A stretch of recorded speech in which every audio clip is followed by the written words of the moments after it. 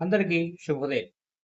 రాజు హోమియోటాక్స్ Telugu YouTube channel ద్వారా మీకోసం నాకు తెలిసిన జీవితానికి పనికి వచ్చే 4 మంచి విషయాలు. మిత్రులారా, పిల్లల్ని ఏ కష్టం రాకుండా పెంచడం మంచిదే. కానీ మనం పడే కష్టాలు తెలియకుండా పెంచడం మంచిది కాదు. చేసే పని నీకు దైవంతో సమానం అని అనుకో. చేసే పనిలో ఆదాయాన్ని చూడకు. అది చిన్నదా పెద్దదా అని కూడా చూడకు.